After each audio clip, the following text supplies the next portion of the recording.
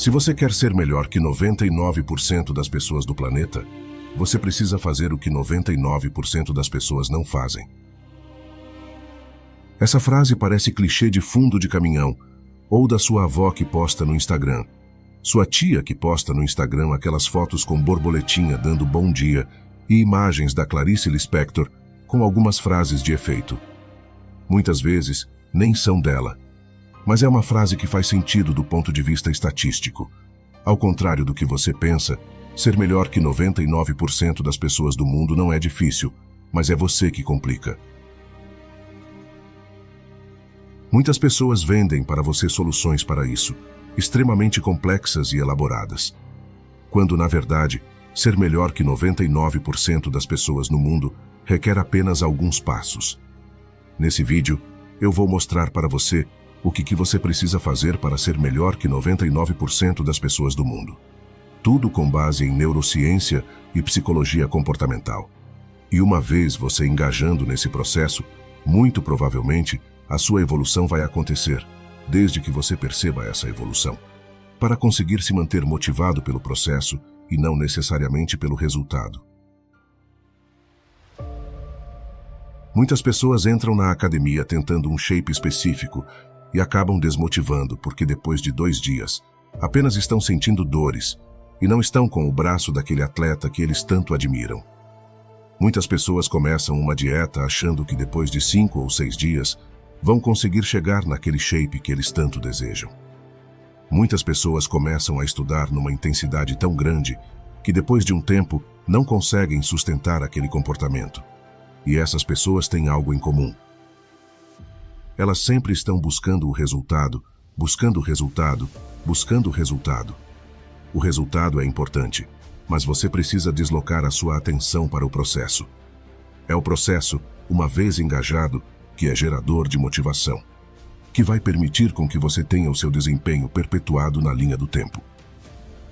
Nesse vídeo, eu vou dar para você alguns insights e alguns passos que, se você colocar em prática, eu tenho razoável grau de certeza que vai te ajudar.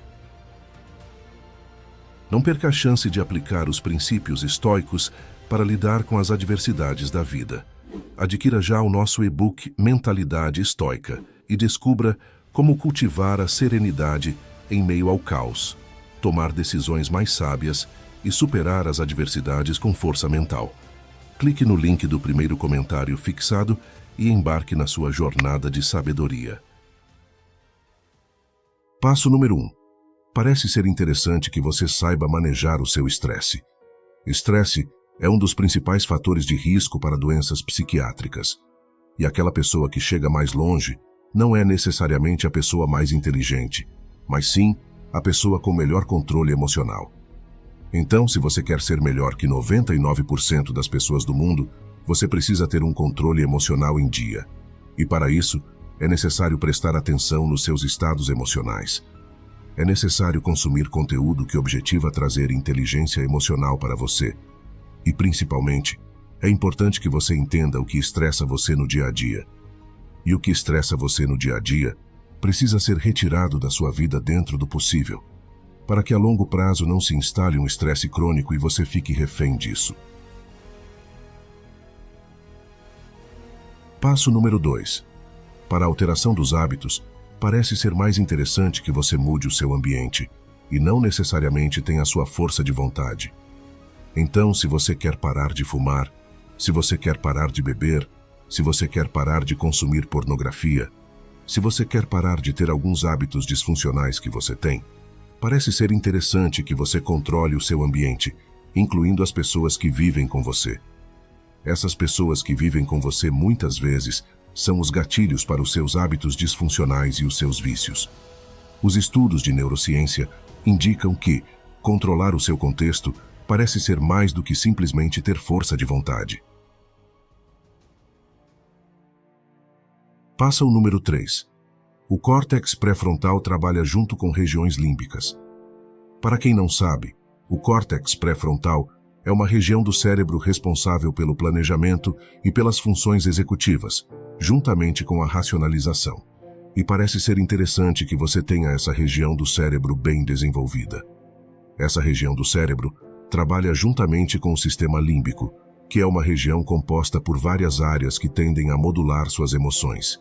E essas duas regiões conversam se equilibrando. Ora você está com a região das emoções mais ativas, ora você está com a região da racionalidade mais ativa, como se fosse uma gangorra realmente.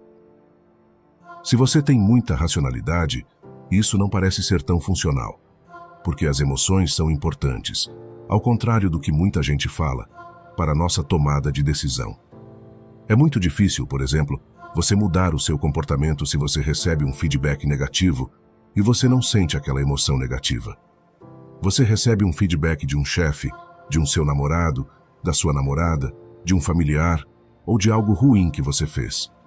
Se você não se sentir mal com aquilo, a probabilidade de você alterar o seu comportamento não acontece. E isso é o que muitas vezes ocorre em casos de psicopatia. Então, emoções são importantes para a tomada de decisão, mas você não pode ser consumido por as suas emoções. E é importante que o seu córtex pré-frontal esteja também ativo. Para fazer isso, um excelente ponto de partida é ter um diário das emoções. Um diário das emoções vai permitir com que você tenha mais inteligência emocional, visto que você está categorizando as suas emoções ao longo do seu dia. Então, pegue aí, se você quiser tentar isso, e crie um diário onde, no final do dia, você sempre escreve como foi o seu dia e no que aquilo impactou na sua saúde emocional.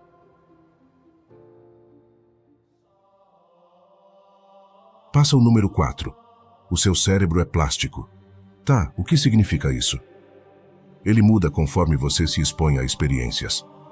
Conforme você se submete a novos estímulos, os circuitos cerebrais compostos por neurônios, que são células no seu cérebro, se alteram frente a essa nova experiência. É por isso que quando você usa droga, por exemplo, o fato de você ter usado droga pode alterar os seus circuitos de recompensa, fazendo você ter vontade de usar novamente aquela droga. O mesmo acontece para qualquer outro comportamento. Se você vai à academia, dependendo da sua experiência naquele ambiente da academia, pode ser que você tenha uma propensão a voltar ou a não voltar lá.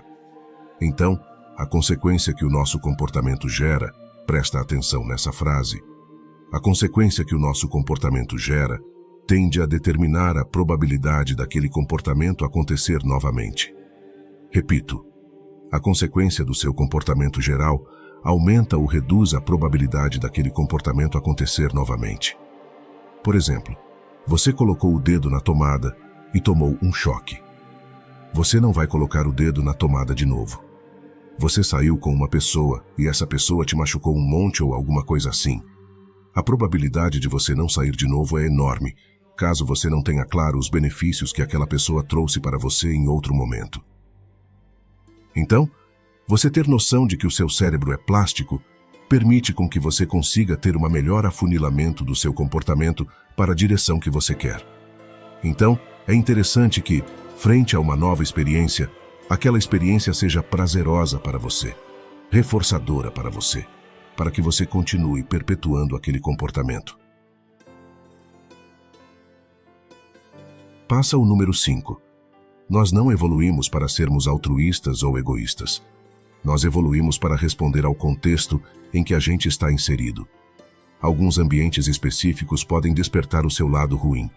Então, tome muito cuidado com os contextos e os ambientes, incluindo as pessoas que você convive.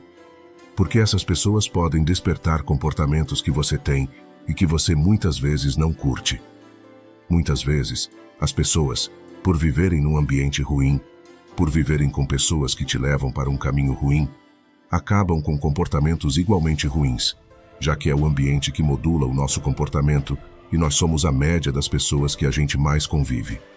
Aí, a pessoa começa a se achar ruim. Ela começa a se autoavaliar como uma pessoa ruim. Ela começa a se autocriticar como uma pessoa ruim, quando na verdade a pessoa apenas está no ambiente errado. Então cuide do seu ambiente e, dentro do possível, viva em ambientes mais adaptativos, incluindo pessoas. Passa o número 6. A sua produtividade reduzirá drasticamente se você não dormir bem. Se você não dormir bem, muito provavelmente você ficará menos produtivo, mais impulsivo e mais propenso a ter comportamentos que você não gosta. As razões disso são inúmeras, mas a principal delas é que o seu cérebro fica sujo, quimicamente falando, quando você não dorme bem. O que é um sono bom? É realmente de 7 a 9 horas para um adulto e um jovem adulto. Para crianças muda um pouquinho, mas para um adulto, jovem adulto praticamente, basicamente de 7 a 9 horas, tendo uma boa qualidade. Isto é, sem acordar demais durante a noite. Para isso, você precisa fazer uma boa higiene do sono, o qual assunto não convém aqui, então caso você queira um vídeo específico sobre como ter uma boa higiene de sono, comente aqui embaixo nos comentários. Então, cuide do seu sono, priorize o seu sono, porque ao contrário do que muitas pessoas falam na internet, dormir não é perder tempo. Dormir é investir na qualidade do funcionamento do seu cérebro. É como se você permitisse o motor esfriar um pouco e no outro dia funcionar novamente. Se você não dorme, você acaba tendo uma incapacidade de alcançar o potencial máximo desse motor, que é o cérebro. Passo número 7. Exercício físico não faz bem só para o corpo. Ele também faz bem para o cérebro, que é parte do corpo. Diversas pesquisas, e é praticamente um consenso dentro dos estudos em psicologia e neurociência, que o exercício físico de qualquer modalidade, mas os mais estudados são os aeróbicos, ajudam demais no seu controle emocional, na sua autoestima e na sopa química responsável por gerar as emoções em você. Então, se você não tem uma prática regular de atividade física, sugiro fortemente que você priorize isso nas próximas semanas, anos e meses.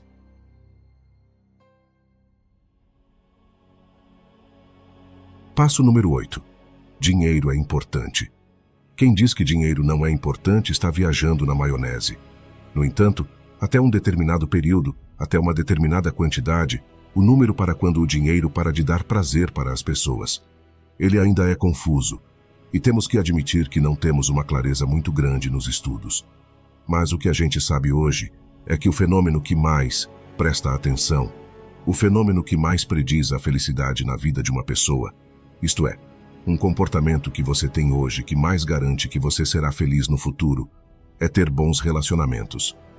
Não são vários relacionamentos, são bons relacionamentos. Ter bons relacionamentos prediz a felicidade na idade avançada, na velhice, na idade adulta. Diversos estudos longitudinais que acompanharam pessoas durante a vida viram que aquelas pessoas que tiveram bons relacionamentos, relacionamentos de qualidade, uma boa rede de apoio, tiveram mais chance de ser feliz quando mais velhos. Então, se você não tem bons relacionamentos, dê atenção para esse ponto.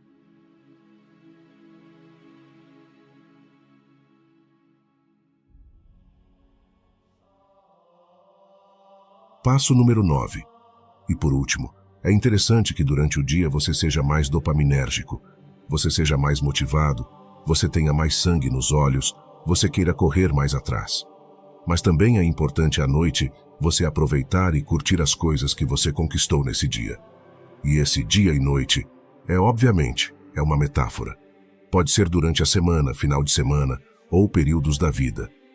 Mas o que eu quero dizer com esse raciocínio é que é muito interessante e muito importante para a sua saúde mental que você tenha picos motivacionais para correr atrás daquilo que você deseja, mas que você também tenha gratidão genuína pelo que você já alcançou. Então, se você busca aquelas laranjas que estão do outro lado do rio, é importante que você tenha fome por buscar laranjas, ou seja, motivação básica. Mas quando você consegue as laranjas, é essencial que você se sinta agradecido genuinamente por ter alcançado esse objetivo. E aqui, não estou falando de uma gratidão superficial, mas sim de um sentimento verdadeiro de felicidade e recompensa por ter atingido suas metas. Como vocês perceberam, não existe nenhum tipo de estratégia mirabolante para você ser melhor que 99% das pessoas. Na verdade, existem apenas indicativos que a gente tem nos estudos em psicologia e neurociência que farão com que você fique acima e à frente de 99% das pessoas. Perceba que em momento algum eu falei que você vai conseguir mais dinheiro. Em momento algum eu falei que você vai conseguir ser mais forte. Em momento algum eu falei que você vai ter uma casa melhor. Em momento algum, eu falei que você vai comprar uma Ferrari. Eu apenas estou falando que ser melhor que 99% das pessoas do mundo é simplesmente ter saúde mental para você desempenhar as tarefas que trazem sentido à sua vida. Vocês ficam buscando coisas sem sentido e a vida fica vazia, mesmo muitas vezes com dinheiro. Então, se você quer ser melhor que 99% das pessoas do mundo, basta você entender que a satisfação está nas coisas simples,